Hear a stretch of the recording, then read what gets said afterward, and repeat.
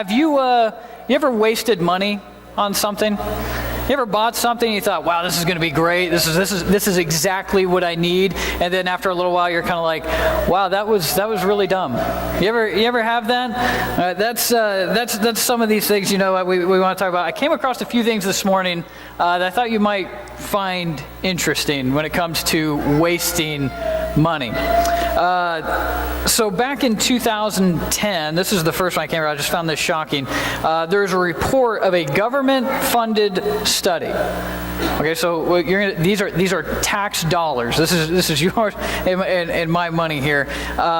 In 2010, a government-funded study spent $400,000 on the massaging rabbits to study the effect of tired muscles. I don't even get that. Like, you spent $400,000 massaging rabbits to affect, this makes them tired. Because nothing screams urgent expenditure in the midst of a recession like massaging bunny rabbits. You know what I mean? Like, another one was a study by the U.S. Air Force Office of Scientific Research. Okay, so that sounds really official. And they said that they spent $300,000 studying, and this is what they said, concluded that the first bird on Earth probably had black feathers. I like that. That's what it actually says, quote, probably had black feathers. So it's all about specifics in the science game, apparently. But same group spent $681,387. Let me say that again. $681,000 to determine that a man looks taller, stronger, and manlier when he's carrying a gun. Really? I need to start carrying a weapon, apparently. But I'm not disagreeing with their conclusion. I'm just telling, if that's what they were after, I could have gave them that information at a bargain. You know what I mean? Like, I could have offered that a lot cheaper. And last one, men, for those of you who golf, you might appreciate this one. Did you know that on the green, on the putting, men who visualize the hole larger than what it is actually have more confidence in their short game? Did you know that? Well, thanks for the Purdue Science University and National Funding, and $300,000 later, now you have that sweet nugget of knowledge that only costs you that much. We paid for that one, I guess. But we could go on and on with examples of huge government waste and how we waste money and things like that. But that's not actually what I want to talk about this morning. I mean, we could go on because we waste, and a lot of times we cringe at it or at least laugh at it and find it entertaining because we think money is our most valuable asset that we have at our disposal. And actually, I would argue that that's not our most precious commodity. What I want to really talk about this morning is the wasting of something much, much more valuable, that being the topic of time. Time is probably the most precious commodity that we have at our disposal, that we have the liberty to use. Countless theologians and philosophers and historians have come along and said virtually the same thing. That time is one of those things, once you can spend money, and even if you found it on something that you wasted, at least you can get that back if you work real hard. But time, once time is spent, it's gone. It's done. You don't get to find that some other time later down the road. And the scary thing about time is you don't know how much you have to begin with. You don't know how many minutes or hours or days that you have to spend. And so time is one of these precious, precious things. And I think those of you in this room, you'll validate this with me, that it just kind of seems like the older we get, the time faster seems to go. Would anybody agree with that? Yeah. I remember, even just now, like Jamie and I, we're young parents, and I'm just looking at, from the time we had Karis, our daughter, till how old she is now. She's only a little over a year and a half, but we're just like, where in the world did the last 18 months go? It just goes so fast. I remember having this conversation with my dad, and he's like, I don't even know what happened between 40 and 50. You turn around and boom, it's gone. And I can see it on you. Like, a lot of you parents are just like, yeah, it goes fast. And one of these, this is a God-given thing, that you have life and time. By Him giving you life, He's given you time, and it's His to begin with. And when the day is going to come for all of us in this room where he's going to call that back. And when he does, he's done you no wrong, because it was his to begin with. He'll do that 50,000 times today, and he'll do it 50,000 times tomorrow. It's his. And so as corny and cheesy as this sounds, and we say, every day's a gift. Yeah, actually it is. According to his grace, it is. It's his time. And so what we are to do with this time really, really does matter. And so how to use this time wisely is of the utmost importance and is absolutely essential. And so that's what we want to talk about this morning. But before I can even get into this topic, I have to just tell you that over the course of this week, on the topic of time, I have just been thoroughly humbled. I mean, believe me, I don't mean this as some sort of like mild-mannered, churchy, this makes a good sermon analogy, sort of, no. Don't you hate that when people do that, though? Like when they talk about their problems and like you start listening, you're like, those aren't really problems. Like people talk about their struggles or their weaknesses, and they're like, my weakness is chocolate. And you're just like, shut up. Like, unless you're going to say something real, like don't even, no, I mean, I was humbled on this topic. Humbled as in, humbled is the root word for humiliated sort of thing. You ever have that where there's just nowhere to go now but to admit you've been wrong. You've been wrong in this, and now you just have to own up to it and change something. That's how this has been. So this sermon, believe me, I had something completely different in mind for Palm Sunday, but this is just what God has been telling me over the past several days. And Mark's sermons, man, the past several, he's a great preacher, but these past few weeks of his sermons just been hitting me straight between the eyes. And last week, if you remember, he talked about refreshing your soul, particularly in regards to rest and Sabbath and how you use your time and the things that we should be saying yes to and more things that we should be saying no to. That hit me right where I was at. And I just have to admit, in this area, I've been failing. I've just been failing in using time wisely. And I think there's a lot of lies out there. And how we choose to spend our time, what we think choosing our time, and what these things will be valuable for. I think we've just bought into them. Some consciously, where we think, yeah, this is valuable, and we know this is what we're spending our time in, and it's a lie. And then others subconsciously, where you've been duped, you've been trained to think that this is valuable, and you wouldn't articulate you're wasting time in this, but that's exactly what our lives look like. And so this is sort of what we just want to talk about this morning. But the Bible has a lot to say on how we are to spend our time.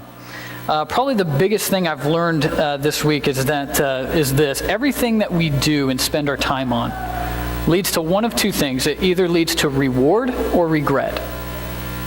It really does just break down to one of these two things. What you choose to invest your time, your life into is either going to lead to eternal reward or a whole lot of regret, because now it's done. We will stand, all of us, we will stand before God someday and have to give an account of the lives that we live. And when we understand that this is something God has given to us, it was his to begin with, it kind of makes sense that we need to report back on what we did with that. If you loaned me $10,000 and then, after, you day comes call it back, you'd be like, okay, so what did you use that for? If I said I spent it all on popsicles or something, you'd be like, God, that was a waste. We all have to stand before him at some day and give an account of what he has given to us, and we will be either rewarded because we invested in things that have eternal value, that ripple all throughout eternity, or we will stand before him with a whole lot of regrets because we invested all of our life and our time in stock that was doomed to fail. We already know from Scripture that the things of this earth are not going to withstand the test of time. They are fleeting. They are temporary. And so if we invest everything in that, we've got nothing for eternity. There's a whole lot of retirement investments, analogies that I could use for that, but I think you get the point. So what does Scripture say about time and how we're to use it? That's really where we need to start, seeing everything through the lens of Scripture rather than what our culture says. Well, from the Old Testament into the New, it kind of has this similar thread, this similar theme throughout it. And so let's just throw up a couple passages here and what it says. But I think you'll notice it always indicates that our time here on earth the duration is not that long. And it's fleeting and it's escaping us. And so Psalm 39 says to the Lord, he says, "You have made my days a mere handbreadth." That doesn't seem like a whole lot. I mean, you might have bigger hands than me, but you have to admit, at the end of the day, it's not very long. It says, "The span of my years is as nothing before you. Each man's life is but a breath." It's just here and then it's gone. This is what the Old Testament says. Well, what about the New Testament? I mean, the New Testament might be a little more cheery. This is what James 4 says. It says, "Now listen to you who say, today or tomorrow we'll go into this or that city, spend a year there, carry on business, make some money." This is why you don't even know what will happen tomorrow. What is your life? And then he says this. This is kind of harsh.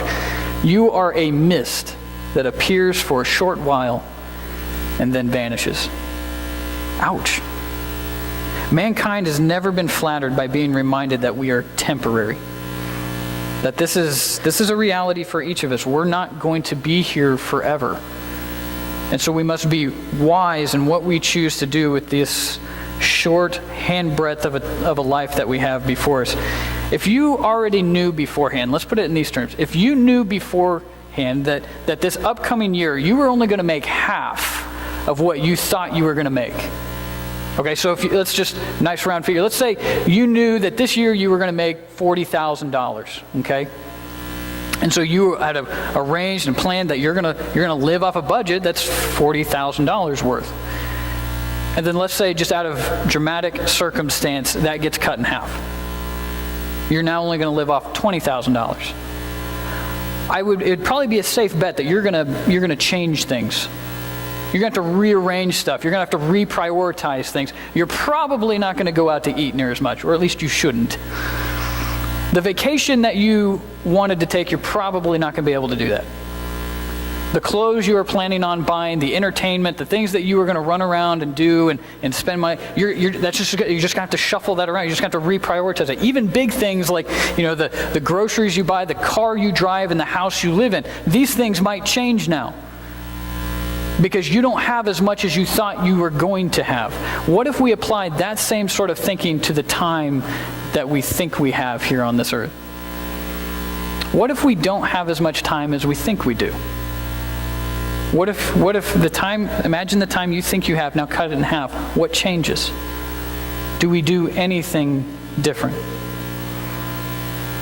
Like I said earlier, everything that we do either brings reward or it brings regret. When Paul looked at his life and what he was choosing to spend his time on, he describes himself like a runner. This is 1 Corinthians, where he says, "Do you not know that everyone runs, but as a race, everyone runs, but only one gets the prize?" He said, "In your faith, run in such a way as to receive the reward. Don't be disqualified by the way in which you run." So he's saying, I'm just so fixated on that finish line, where I cross from this life into the next. I'm just all of these things in life. They're just distractions. They're temporary. They're fleeting. And I am fixated. And I am just striving forward, just reaching forward to that end goal.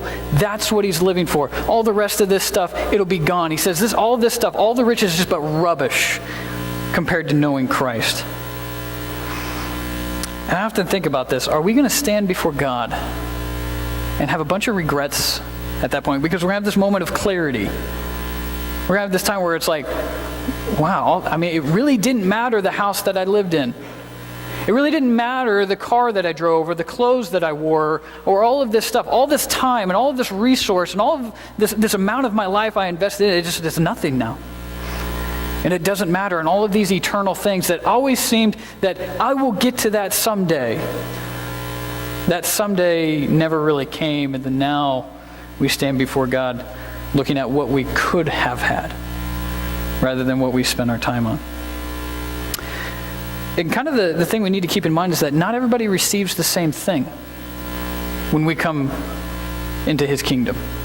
Oh, sure, you all, as long as you are saved and covered by the blood of Christ, you receive eternal life. Jesus talks about that. It doesn't matter if you come to Christ at the beginning of your life or at the end of your life, you receive eternal life.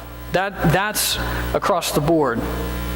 But there is this sense, there's enough in Scripture to indicate that God is going to reward those according to what they do. Revelation chapter 22 indicates that let's back up. So when we spend our time on it, we're investing in our eternal reward. But Revelation 22 says, "Behold, I am coming quickly, and my reward is with me to render to every man according to what he has done." It's indicating that what you do now is setting up your eternity and how that is going to look for you. That there's parables that Jesus tells in Matthew 25 and Luke 19. He tells these parables about the coins or the talents or the minas, where this master comes and he has 3 servants, and he gives each servant a coin. And the first one goes out, he works hard at it, he's diligent, he invests it, he multiplies it, and he turns 1 coin into 10. The second guy, he works pretty hard at it too, he turns 1 into 5. The third one, he doesn't really do anything with it. He just kind of buries it in the ground. And when the master comes back, his reward is with him. And to the one who turned the coin into 10, he says, "Take charge of 10 cities." That's a big deal. To the one who turned it into 5, he says, "Take charge of 5 cities." That's also a great thing, but you have to notice it's different. He doesn't say to the one who turned it into 5, "Here, take 10. He doesn't say that. Because it's according to what each of us have done. This should be a wake-up call for us in how we choose to live and what we choose to invest our time into. Are we going to spend our life right now trying to make every effort to make ourselves as comfortable as possible? Or are we going to choose to invest in the eternal things? I'm going to borrow a sermon analogy from Francis Chan. Many of you are familiar with Francis's work, and his material, but I want you to just imagine this rope here. This just goes on and on and on. All right, it doesn't. It just ends right over there. But I want you to imagine that this rope, it wraps around the room, and it even goes out these doors. It goes through the fellowship hall, even out of the building. It starts running down the Burnside Blacktop, down through Carthage, past Quincy. It goes all the way through Mexico and Central America, and it just wraps and just goes down to the equator and just wraps around the earth a couple thousand times. Okay, you picturing that? It's an impressive rope, actually. Got it at Homestead Lumber. All right. But I want you to imagine that this rope represents a timeline of your existence. That this rope is your life and how you will be in this black part right here. This is your time on earth. So you have this time right here and then forever. And your existence, this is you just existing for millions and millions and millions of years. Hopefully this is in heaven for you. But right now you have this. You have these few short years now to determine how you are going to live through the rest of here. And what blows me away is that even in the church, even as Christians, we are so fixated on this and we give very little regard or thought to the rest of this. I mean, for so many of us, our whole plan, our whole thinking is that, I'm going to work real hard, I'm going to save, and then I'm going to enjoy this part right here. And that's our life. And we invest so much into this. We think, oh man, in this life, am I going to get to travel? Am I going to get to take cool vacations? Am I going to get the job that I want? Am I going to eat well? Am I going to have fun? And all of this, and it's like, you got to be kidding me. You got to be.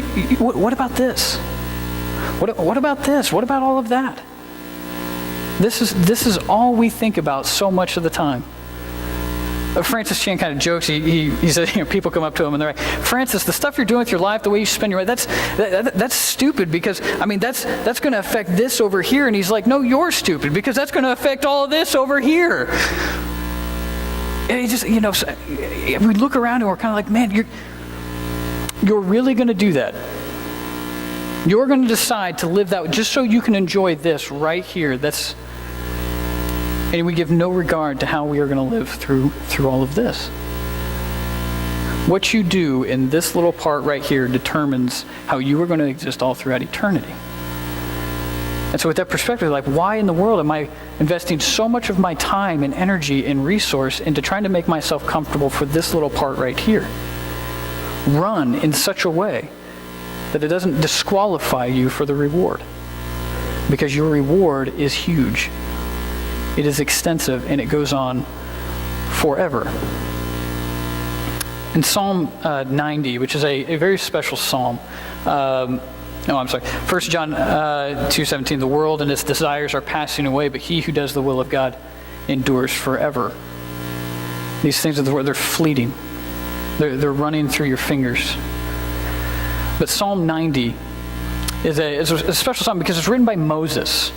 If you're familiar with the Psalms, the Psalms kind of date around David's time. Moses came way before, but yet we have this one psalm by him, and he says, "Teach us to number our days aright, that we may gain a heart of wisdom." Why in the world would we need to do that? Teach us to number our days so that we can gain a heart of wisdom. Why do we need to do that? Probably because you don't have as many of them as you think. Probably because this time is fleeting and you only have this much, and then forever. For some of you in this room, it might be next year that you pass away. It might be 70 years from now for some of you. But in the scope of eternity, it's just this much. It's right there, and then forever. And we have this precious time right now. It is a gift. And when we look at this, we think, man, am I wasting time on stuff? And I look at my own, am I wasting time on stuff? Am I going to stand before God and say, I'm really glad I watched 7,000 movies? I have no idea if I've watched that many or not, but Dumb and Dumber probably takes up a bunch of those. But they say the average American, if you take the average American and then the average American lifespan, you can calculate this up. The average American watches television for 4 hours a day. 4 hours a day. I watch television. I'm not excluded from this. This is coming back at me too. If you add this up, in the average American life, this will account for 2,676 days of solid television watching. That's 64,224 hours. That's 7 years in 4 months. We're wasting time. And I'm not saying watching TV is bad, but I'm just when we think about the investment that we have, are we wanting to sink that much time into something that's fleeting, that's temporal? And in regard to things, we value the things that we spend the most time on. It's really kind of hard to argue the other way. And the things that we care so much about now, we have to ask ourselves, are they really going to be relevant 10 years from now? Are you really going to care for this 10 years from now, let alone 10 billion years from now? Because that time will exist for you. And that was one of the most magnificent things about God creating us. I never thought about this, but this is huge and just flattering and honoring and complimentary of that. Not only did God create you before, and foresaw you and called you before there was time. That's Ephesians 1. That God called us to be His and called us to be blameless in His sight. I'm sorry, I'm messing up the slides right now. So there's this pre-existing thing that God foresaw you and loved you, and then He pulls into His and reaches into His own image and takes out qualities and characteristics about Himself, and He places them in you, not just for the 60, 70, 80, 90 years that you're going to have on this planet, but for the eons of time to come. That's wonderful. That's commitment and love. I don't care what you say. You talk. So a lot of you know we went on a road trip down to Mexico a few weeks ago, and that's a lot of time in the van.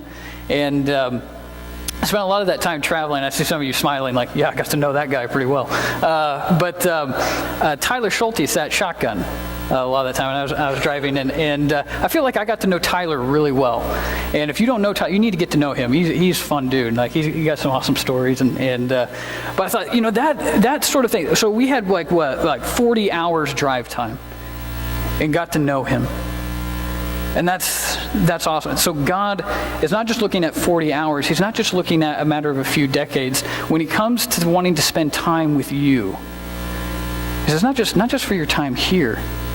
I want to spend an eternal road trip with you. I want to spend eons with you. He's not just merely tolerating you. He is thrilled with you. That He wants to spend this unimaginable amount of time, just you and him. That's an amazing, amazing thing. And it makes him creating us a much bigger deal. And the thing is, do we value that? I mean, he's looking forward to this time. Do we return the favor?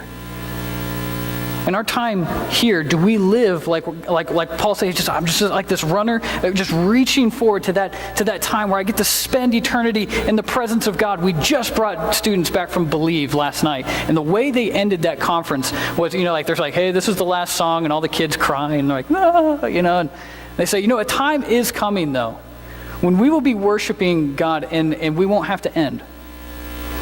We won't be sending people home because you will be home. Do we look forward to that time, or are we living as we're kind of like holding off that day, kind of like, nah, okay, I'm not really that excited about it. I'm really excited about the things of the world. And so it's just how we choose to spend our time, our most valuable asset. And so when we waste time, we're not only shortchanging ourselves on our eternal reward, we're shortchanging the legacy that we could have now with this life. Talking about eternal things, that's kind of a big pill to try to swallow. But talking about the impact that your life is going to have right now, the fruit that's going to come from that, that's always relevant. I think we think about that much, much more. One of the things, when we come to the end of our lives, what we want people to say about us, I think that pulls at us a little bit. And one of the greatest legacies I think I've heard actually is with my grandfather, my dad's dad, John Dion. So here's this guy that was asked one time. His name's Jim Gerard. And Jim, when he was younger, actually lived with my grandma and grandpa, and they kind of helped raise them, him and his sister. And when they asked Jim one time, how did you come to know the Lord? How did you come to have faith? He just said one thing. He said, John Dion. Wow. What a great legacy to have, that somebody would say that about you. When somebody asks, how did you come to know Christ? I mean, how was the gospel related to you? And all they point to is you. They point to your name. This person showed me what it was to love God. This person led me to Christ. I will be in heaven one day because of the work and the fruit from their life. That's a legacy. I've been to enough funerals that when people stand up to speak about the decedent, they're just kind of left by default talking about stuff. Like what sports team they like to watch and what they did in their spare time. And look, I'm not saying it's wrong to like sports teams and to have hobbies. I'm not saying that at all. But what I'm saying is I don't want that to be my legacy. I would like to think that at the end of my life, there would be much more to say, like what kind of husband I was or father, what kind of faith I had, the sacrifices I made, the things that I did for God. I would want, them to talk about the life I lived, not just how I passed the time. You get what I mean by that. We all want that. But when we waste our time on the temporary earthly things, we are shortchanging ourselves, not only of our eternal legacy, but also our eternal reward, but the legacy that we'll have right now that will ripple and impact those that we love around us. So spending time on earthly things leads to regret. I told you earlier I was humbled on this topic and the lies we buy into, and my biggest one was on work. My family, with family, we give each other a hard time. Anybody else's family like that? You just got to make fun. Yeah, I see a few hands like, yeah, we do that. So my dad and my brother and I, we all kind of joke, and we kind of poke fun at work. My dad's a banker, so it's like banker's hours, for crying out loud, closed every other day. And then my brother's a jailer, so it's like, well, how hard is it to watch guys watch TV, And then as a pastor, they're like, you only work one day a week. So, and it's like, as funny as that is, to be honest, that wasn't what my life looked like at all. This is the stupid thing, guys, and I'm using myself as an example, and please don't take this the wrong way, or this is not a bad reflection on the church. It's just my choosing. For a while, I said, I was too busy to take a day off. The weird thing is like, I'm proud about that in a stupid way. Because that's the lie we buy into. Oh, I just work. I just work all the time. There's a quote, that says, workaholism. Workaholism is one of the few addictions that we praise. And we just put our nose to the grindstone and we just work. The thing is, work's a good thing. It's a God-given thing.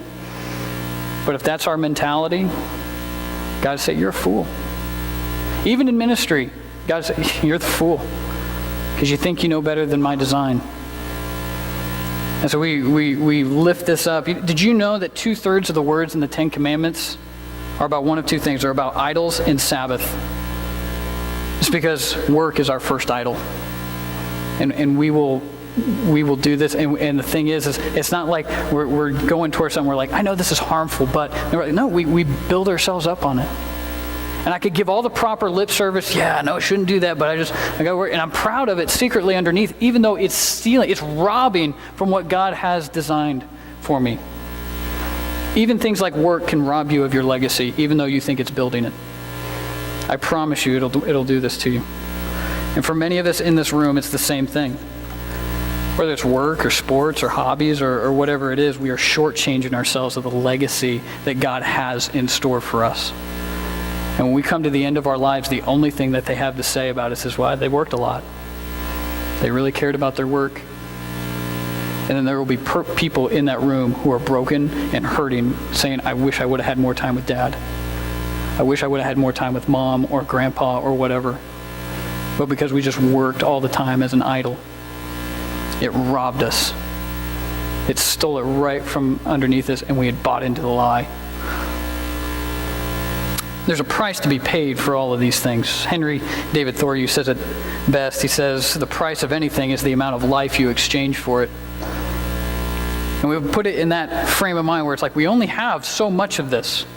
We only have so much time, and we have no idea how much time we actually have. We think, man, the things I'm investing all of my time into, do I really think it's worth it? Do I really think it's worth the amount of life that I'm handing to this? There's a price to be paid, and we don't always count it up until it's too late. And so husbands and wives, we just have to ask ourselves, would we really trade the intimacy that we could have with our spouse for what's on television?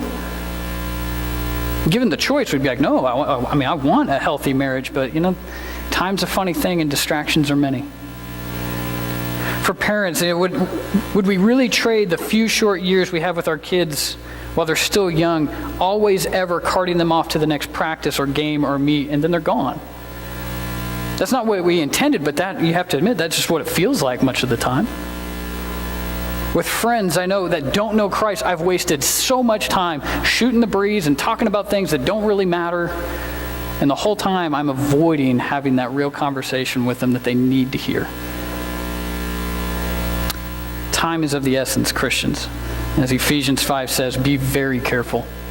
Be very careful on how you live, not as unwise, but as wise, making the most of every opportunity, because the days are evil. We prioritize the things that take up the most time in our lives, as we said. We all have the same amount of time in a day. It's kind of the great equalizer of all humanity. You have the same amount of time in your day as Helen Keller and Louis Pasteur and Michelangelo and Mother Teresa and Da Vinci and Albert Einstein and Thomas Jefferson. You have been given the same opportunity as them when it comes to time. It's just how we choose to use it.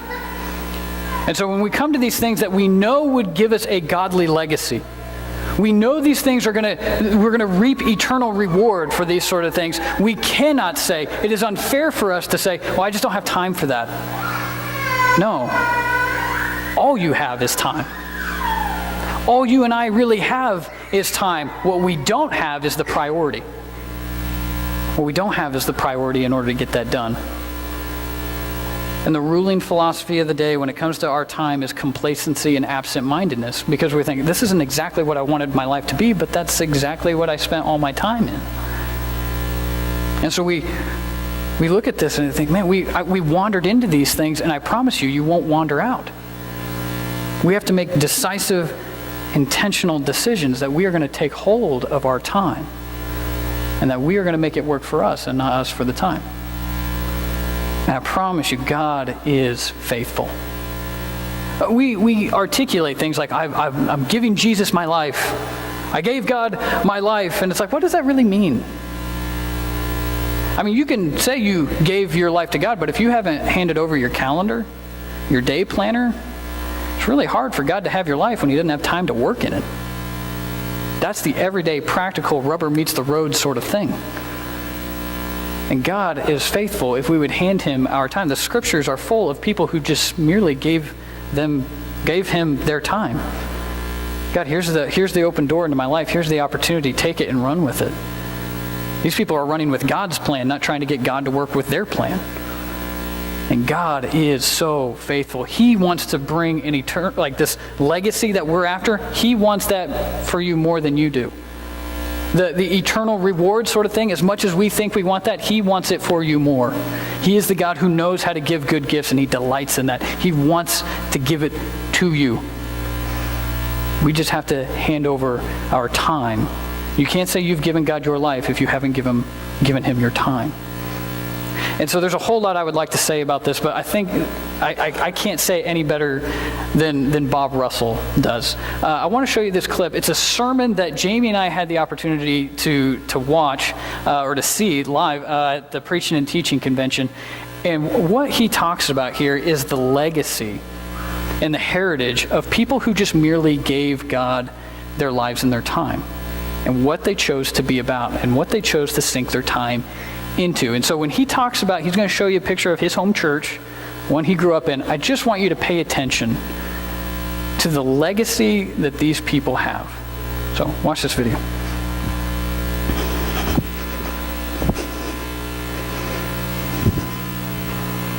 Let me close by showing you a picture of my roots. I've shown this picture quite a bit. Jim Dalrymple suggests maybe I could do it again since it relates to this subject. This is a picture of First Christian Church, Meadville, Pennsylvania, about 1940 or so. Now, this is not a very impressive looking bunch of people. Pretty sorry looking bunch of people. This is Meadville, Pennsylvania, about 40 miles south of Lake Erie. Gets, I think, the third highest snowfall of any city in America. It's a depressed area. I showed the picture to a group of preachers recently, and one said, Bob, I grew up in Meadville, and I was in 8th grade before I understood that the Lord's Prayer was not deliver us from Meadville. But this is the kind of church that people make fun of. Church of the past. What kind of influence could this bunch of people ever have?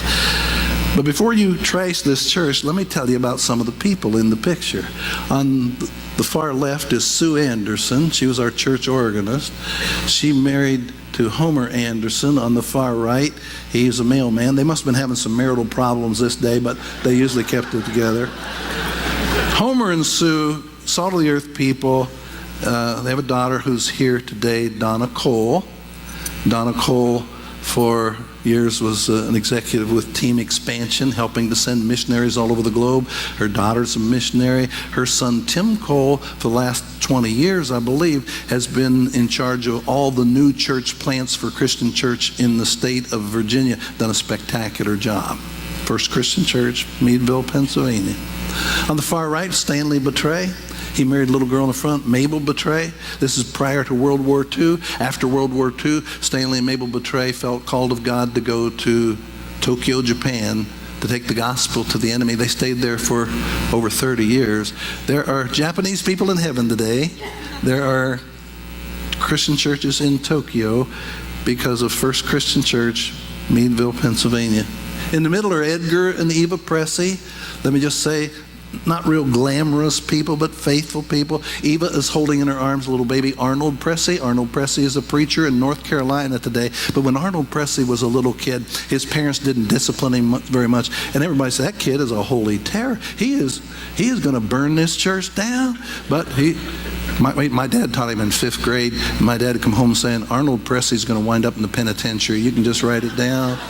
He's a preacher in North Carolina today. On the back row is Charles Ward. Ward, kind of a stern, legalistic elder, people a little afraid of him, but Charles Ward's daughter, Dorothy Haddenham, missionary to Alaska. I think he's got 3 grandsons in ministry. On the front row are my mother and father. If you look closely, these are the only people in the picture smiling.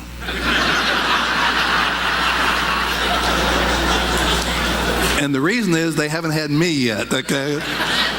They're holding my older sister, Roseanne, who grew up to be a really good Bible teacher. She's always single, but one of 6 children that my parents trained in the Lord. I wish you could have known my dad. My dad was the 17th of 18 kids. His mother died when he was 3. His father was an alcoholic. He got tossed around from older sister to older sister. And as Josh mentioned, that he doesn't have a spiritual heritage, but he's got spiritual mothers and fathers, because when he's about 19, he met my mother, who was a Christian. He gave his life to the Lord, and he never looked back. Even though he had 6 children and he scraped to get by working in a blue-collar job in a zipper factory, 1/10 of every paycheck went to the Lord. And my parents, we went to church Sunday morning, Sunday night, Wednesday night. I remember one time asking, do I have to go? Dumbest question I ever asked. When I was in this, my dad broke the cycle. And if you didn't grow up with a rich spiritual heritage in your family, please look at this. You can break the cycle. You can start your own history. When I was in the 7th grade, my parents helped to start a new church in a little town where we live, 15 miles from Meadville. 30 people in that church, but my dad loved that church. First one there, last one to leave. We had an early preacher who skipped town, leaving a lot of unpaid bills. And my dad was so concerned our church was going to have a bad reputation in the community, so he went to the bank and borrowed $2,500 back in the late 50s to pay off all the preacher's bills. And then he took a second job working in a sawmill to pay it back. Now, when you got a dad like that, you're going straight into the ministry, whether you want to go or not. So I became a preacher. I've got a brother who's a preacher. I've got 2 sisters married to preachers. Now, I do have one sister who's a black sheep. She married a deacon. But you got people in your family you're a little ashamed of, too. My parents have 6 grandsons in ministry and a great-grandson now studying for ministry. On the back row is D.P. Schaefer, the preacher. D.P. Schaefer's son, Raymond Schaefer, became the 2-term governor of the state of Pennsylvania. I show people this picture and they say, wow, that's such a great church to have that kind of impact. No, pretty average church. They had their problems, never grew to more than 180 people. Not too long after this picture was taken, they asked D.P. Schaefer to resign because nothing was happening in the church. But look at 70 years later, the heritage of that church, the influence of that church all over the world. Now let me ask you, 70 years from now, when somebody looks at a picture of your church, after they get finished laughing at how you're dressed and what your hair looks like, what are they going to say about your influence? That's my preacher. That's my grandmother. My granddad. Hadn't been for them, I would have never come to know the Lord. So my challenge to you is keep fighting on. Don't grow weary in doing good. In due season you reap a harvest if you don't give up. See to it that the faith that was handed down to you by your mother and your grandmother and your grandparents remains in you also. See that what you learned from the beginning remains in you. And if it does, then you remain in the Son and in the Father. And this is what He has promised us, even eternal life. Thank you. Yeah, you can clap for that.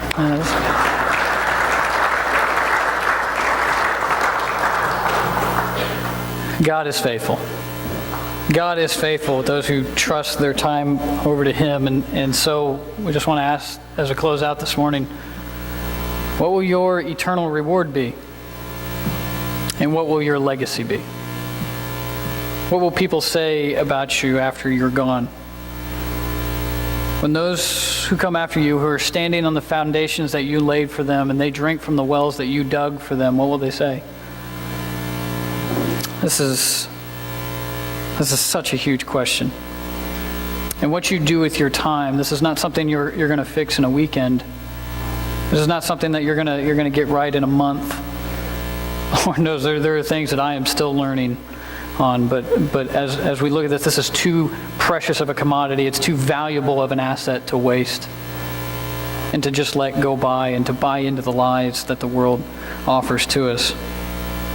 And so this morning we just want to offer a time of invitation. That maybe that God has been weighing on your heart that this is something I've been wasting time, been wasting God's time, so focused and fixated on the things of the world, and now's the time. This is going to be a benchmark time. I'm going to change that.